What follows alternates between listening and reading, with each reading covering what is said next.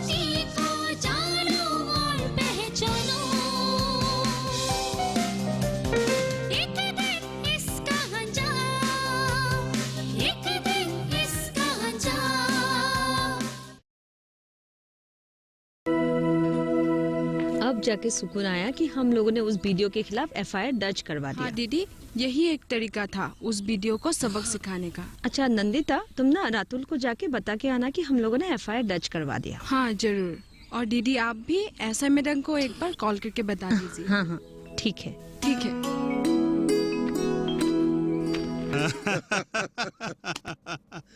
और सर, उस दिन आपका लाक अच्छा था क्योंकि मैडम ड्यूटी पे नहीं थी, नहीं तो अब तक वो केस रजिस्टर हो चुका होता और मैडम आपको गिरफ्तार भी कर लेती।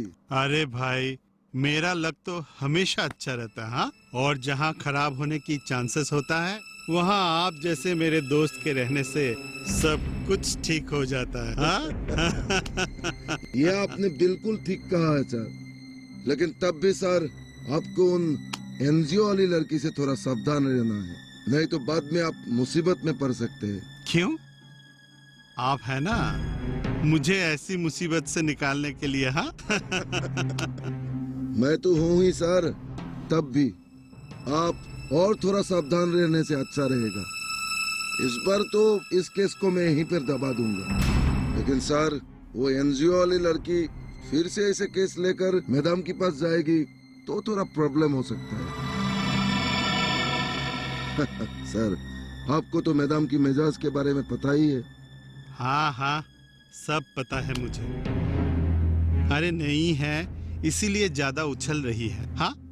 अरे बाद में तो वो आप ही के लाइन पे आने वाली है। हाँ? अरे सर आप भी ना। अरे एएसआई साहब, फिलहाल ये मेरे तरफ से आप गिफ्ट समझ के रख लीजिए, बाद में मैं और थोड़ा इंतजाम करता हूँ। अरे सर, इसकी क्या जरूरत थी, आप तो अपने ही आदमी हो। अरे कोई नहीं, रख लीजिए। अरे बच्चे को मिठाई खिला दीजिएगा बस। आप इतना जिद कर रहे हैं तो ठीक है सर, रख लेता हूँ। तो सर मैं अब चलता हूँ, बाद में मिलते हैं। ठीक है, आप आइए।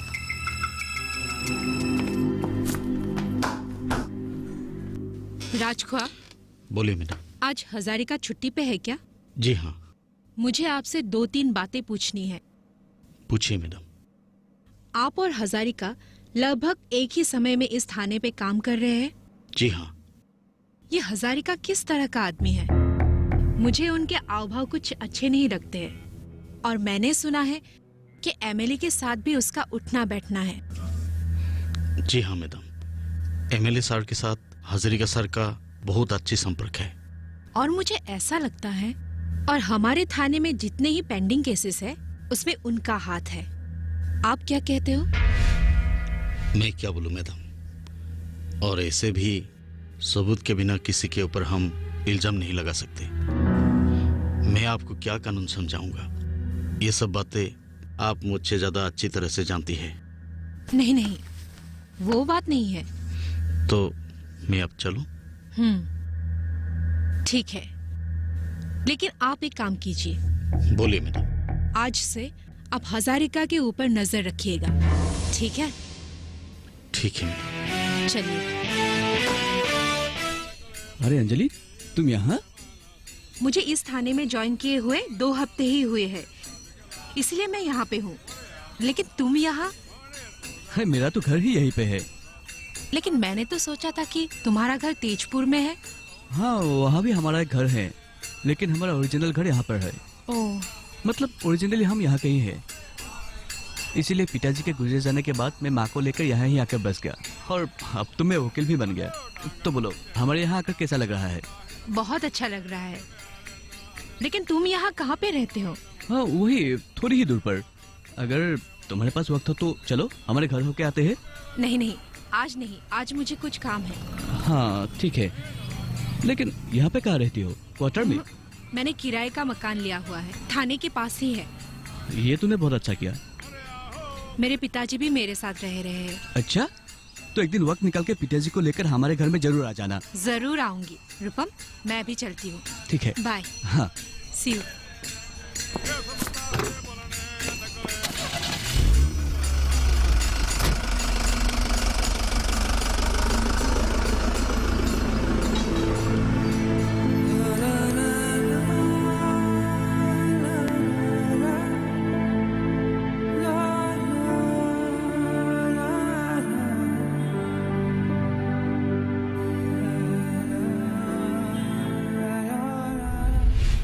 अंजलि, हमारे शादी के बारे में तुमने क्या सोचा है?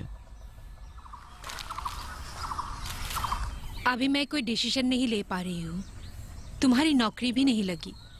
अगर पिताजी को हमारे बारे में पता चलेगा तो वो बहुत गुस्सा करेंगे। क्यों? हमने कोई गुनाह किया है क्या? हमने तो प्यार ही किया है और वो शादी करना चाहते हैं। बात प्यार की नहीं है रूपम। मैं भी तुम्हें बहुत प्यार करती हूँ, लेकिन मैं पिताजी की भावना की कदर करती हूँ।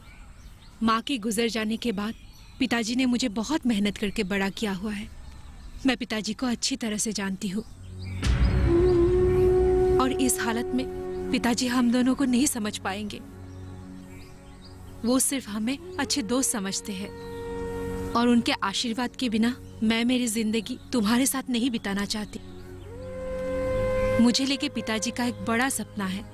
वो मुझे बड़ा पुलिस अफसर बनाना चाहते हैं। उनका सपना पूरा होने के बाद ही मैं अपने सपनों के बारे में सोचूंगी। अब मैं क्या करूं? पहले तुम भी कुछ बन जाओ। अगर तुम मुझे सच्चा प्यार करते हो तो मेरा इंतजार करो। अगर हमारा प्यार सच्चा है तो भगवान हमें जरूर मिलाएंगे। अब मैं चलती हूँ।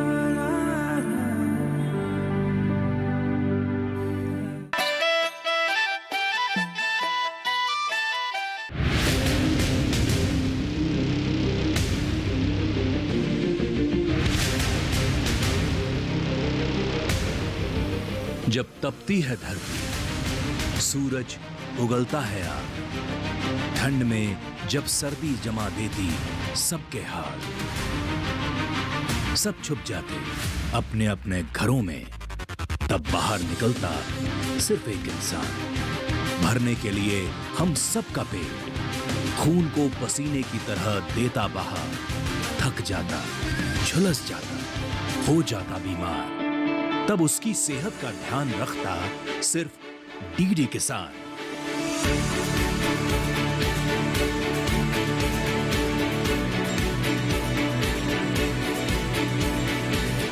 देखिए स्वस्थ किसान शनिवार शाम 6 बजे लाइव, सिर्फ दूरदर्शन किसान चैनल पर।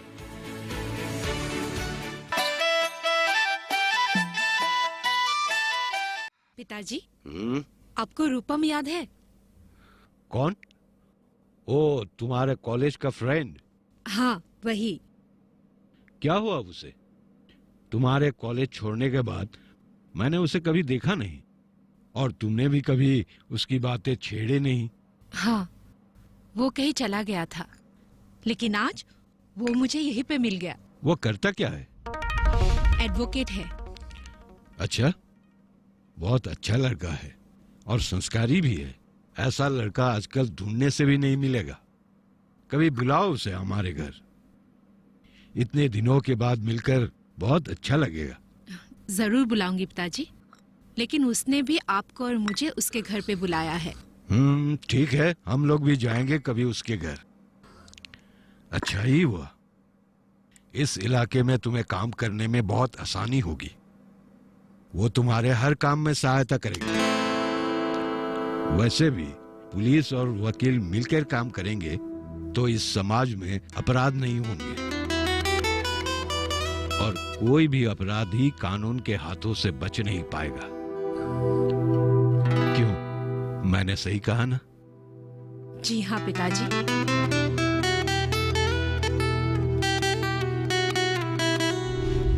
ठीक है सर, मैं आपको जल्द ही इन्फॉर्म करूंगी।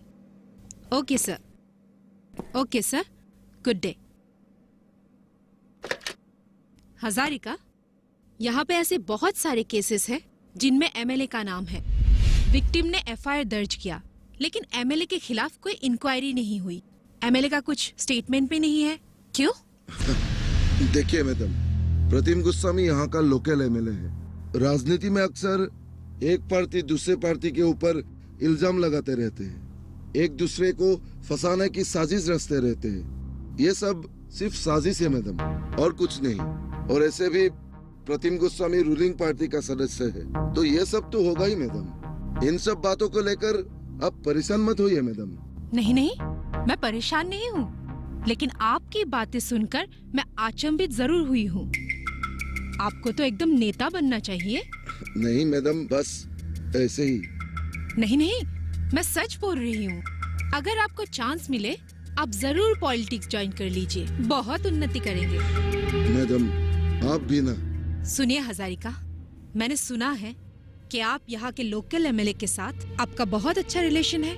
अगर मैं कहूँ आपने इसीलिए केस की स्टडी नहीं की, तो आप क्या बोलोगे? नहीं नहीं मैडम, ऐसे कोई बात नहीं है। बात जैसी भी हो, आप केसेस की री इंक्वायरी करें। ठीक है मैडम। एमएलए को मिलके उनका स्टेटमेंट दर्ज कीजिए। Okay madam. अगर आप नहीं जा सकते हो तो मुझे ही एमएलए के पास इंक्वायरी के लिए जाना होगा। नहीं नहीं मैडम, उसकी कोई जरूरत नहीं होगी। तो ठीक है, आप कल से अच्छी तरह से काम पे लग जाइए। Okay madam. आप अब जा सकते हो। ठीक है मैडम, जय हिंद। यहाँ काम करके कैसा लग रहा है? बहुत ही अच्छा लग रहा है। रूपम, मुझे तुम्हें एक बात पूछनी है। हाँ पूछो। यहाँ का जो एमएलए है प्रतिम गोस्वामी, ये किस तरह का आदमी है? अच्छा आदमी तो नहीं है, लेकिन तुमने उनके बारे में क्यों पूछा? उसने कुछ किया है क्या? नहीं नहीं, उसने कुछ भी नहीं किया, लेकिन हमारे थाने में ऐसे बहुत सारे केसेस हैं जिसमें उनका नाम है। उनके खिलाफ बहुत सारे इल्जाम हैं। लेकिन मुझे एक बात समझ में नहीं आ रही, हमारे डिपार्टमेंट ने उनके खिलाफ कोई एक्शन क्यों नहीं लिया? यहाँ उसके ऊपर कौन एक्शन ले सकता है? वो यहाँ का राजा है। तुमने तो सिर्फ उनके ऊपर लगे हुए इल्जामों को देखा है, लेकिन यहाँ उनके कितने काले धन चलते हैं, कितने गरीबों की जमीन उसने हड़प ली है, कितने सरकारी योजना को मानो उसने गायब कर दिया है। इन सब के बारे में तुम्हें तो शायद अब तक कुछ पता भी नहीं है। तुम ये सब क्या बोल रहे हो रूपम? हाँ, मैं बिल्कुल सच बोल रहा हूँ। और उनके बहुत सारे काले धंधों में तुम्हारे डिपार्टमेंट के लोग ही उनकी मदद कर रहे हैं। और उनके खिलाफ जो भी कुछ बोलना चाहता है, उसकी आवाज हमेशा हमेशा के लिए दबा दी जाती है। मतलब वो लोग बहुत बड़े क्रिमिनल हैं। लेकिन ये बात कोई साबित नहीं कर सकता, क्योंकि सब के सब बिके हुए हैं। तुम्हें एक बात कहूँ रूपम? हाँ कहो। उनको सजा देने में तुम मेरी मदद करोगे? क्योंकि इन लोगों के वजह से ही हमारा देश उन्नति नहीं कर पा रहा है। बिना वजह लोग मारे जा रहे हैं। हमें ये सब खत्म करना होगा। क्या तुम मेरी मदद करोगे? जरूर। इस जंग में मैं तुम्हारा जरूर साथ दूंगा, लेकिन तुम थोड़ा सावधान रहना। ये प्रतिम गोस्वामी बहुत ही खतरनाक आदमी है। वो लोग मेरा कुछ भी बिगाड़ नहीं पाएंगे। तुम चिंता मत करो। तुम सिर्फ एक काम करो, उन लोगों के खिलाफ जितने भी इंफॉर्मेशंस है वो तुम मुझे देते रहना। ठीक है। आपकी लड़की कब से गायब है? सुबह ही घर से निकली थी, लेकिन अब तक घर लौटकर नहीं आई।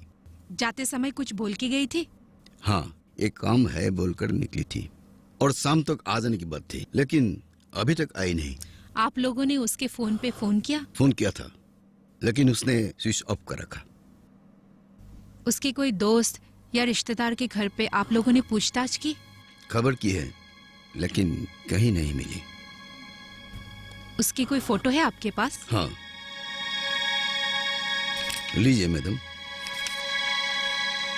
ठीक है, आप चिंता मत कीजिए। आज से हम लोग आपकी बेटी को ढूंढेंगे। अगर कुछ खबर मिली तो जरूर आपको हम लोग बताएंगे। आप अब जा सकते हैं। ठीक है मैडम, मैं अब चलता हूँ। ठीक है।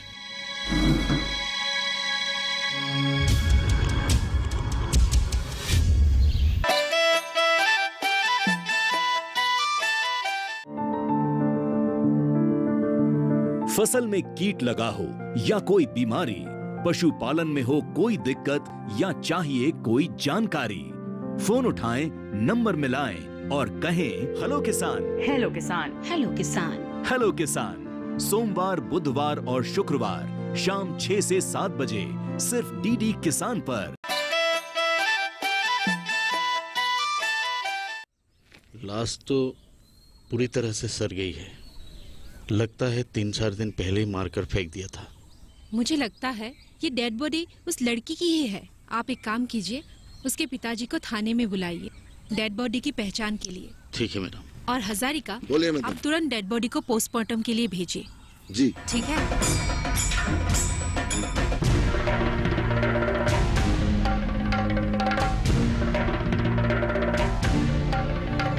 मैडम जी, हाँ? ये लीजिए उस लड़की की पोस्टमार्टम की रिपोर्ट।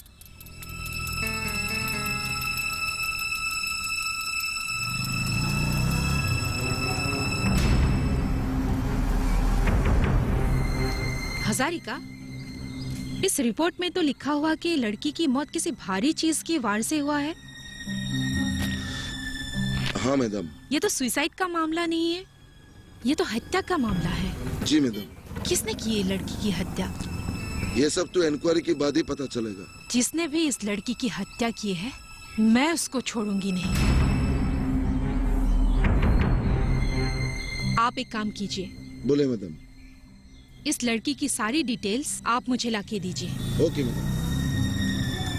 देखती हूँ इस बार कातिल कैसे बच पाता है। तो आप लोग मिलके एक एनजीओ चला रहे हैं? जी हाँ, अगले महीने ही हमारे एनजीओ के 5 साल पूरे होंगे। अरे वाह, ये तो बहुत अच्छी बात है। इन 5 सालों में इन लोगों ने हमारे गांव के लिए बहुत सारे काम किए हैं, इसलिए सोचा इन लोगों के साथ तुम्हारे भी थोड़ा जान पहचान करा दूं। लेकिन इन लोगों को भी अपने काम करने में एमएलए गोस्वामी से बहुत ही परेशानियां होती है। वो इन लोगों के कामों में सहायता करने के बजाय इन लोगों के कामों में बाधा ही डालते हैं। हाँ मैडम, अगर वो हमारे सहायता करते तो हम और काम कर सकते थे। लेकिन वो आप लोगों की सहायता क्यों नहीं कर रहे हैं? यहाँ पे बहुत सारे इलीगल काम होते हैं जिनमें इनडायरेक्टली उनका ही हाथ होता है। हम ये सब काम बंद करवाना चाहते, लेकिन वो हमारे हेल्प नहीं करते हैं। लेकिन हाँ, हमारे काम बंद करवाने के लिए वो प्रेशर जरूर डालते हैं। आप लोग के पास उन लोग के खिलाफ कुछ सबूत है? जी नहीं मैडम। इसीलिए मैं कुछ कर नहीं पा रही हूँ।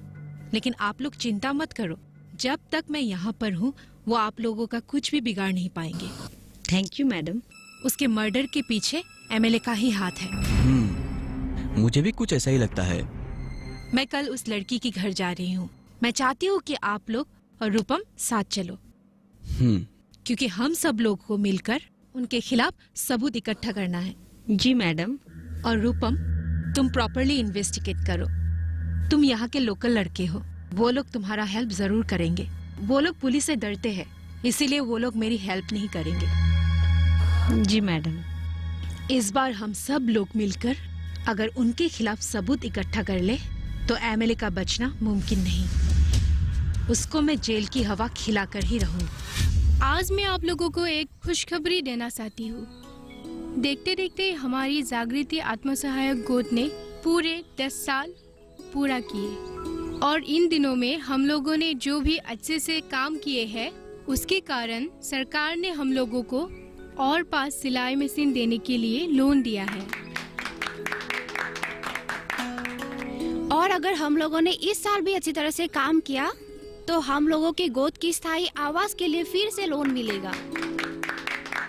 तो तो हमें और मन लगा के काम करना पड़ेगा, तभी हमारे गांव धीरे धीरे उन्नति के राह पर चलेंगे। हाँ, सरकार भी गांव की उन्नति के लिए काम कर रहा है। हमारे देश के गांव को स्मार्ट विलेज बनाने की कोशिश कर रहा है। स्किल डेवलपमेंट, डिजिटल इंडिया, कृषि क्षेत्रों में नए नए टेक्निकों की प्रयोग करके तो हम लोग भी हमारे गांव को एक ना एक दिन स्मार्ट विलेज जरूर बनाएंगे।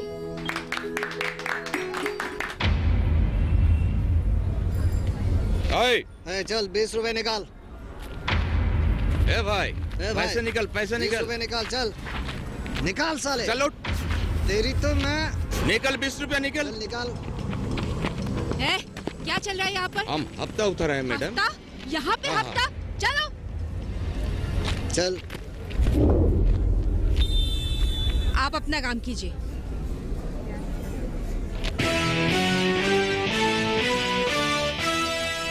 ड्राइवर, उतरो। अपना परमिट निकालो। परमिट फेल है। परमिट फेल है? हजारे का ये सब? मैडम, दरअसल ये एमएलए साहब का गाड़ी है। तो क्या हुआ? एमएलए साहब की गाड़ी होने से परमिट नहीं चाहिए? चलिए, इनको लेके चलिए थाने। गाड़ी निकालो। भैया, हाँ, ये जो नई एसआई आई है ना, उसकी हवा में बहुत ही ज्यादा गर्मी है।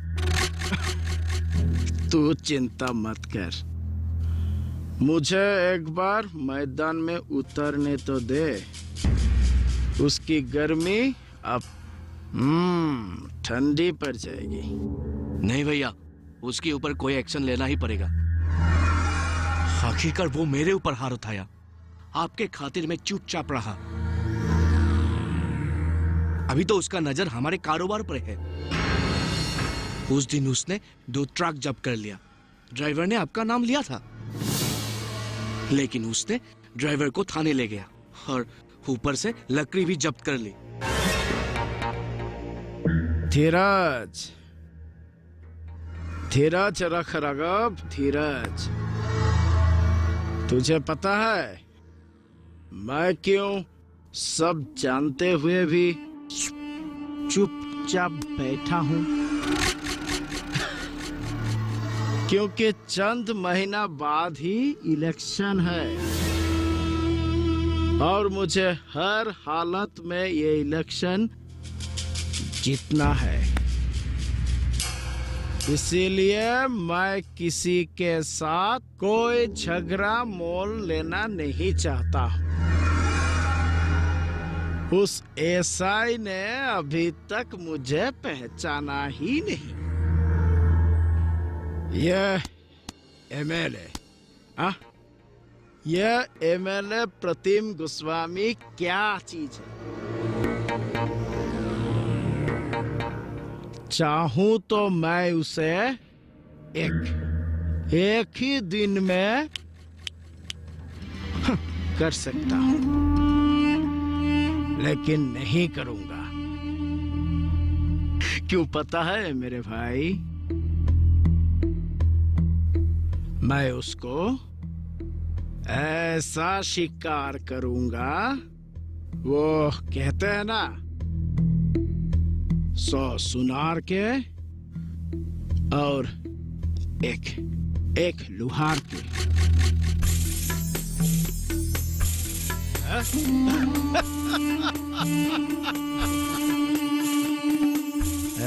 देख लेना, देख लेना। आप अपना कीमत बोलिए, मैं आपको देने के लिए तैयार हूँ। मुझे रिश्वत देने के जुर्म में मैं आपको गिरफ्तार कर सकती हूँ। नमस्कार हरमोहन जी, नमस्कार। अरे नमस्ते, नमस्ते। प्रणाम कर रहे हैं? जी हाँ। करिए करिए, सेहत के लिए अच्छा है। हाँ, अभी पॉइंट पे आता हूँ। आप आपके बेटे को समझा दीजिए कि वो हमसे ना उलझे, वो अपना काम करे और हमें भी अपना काम करने।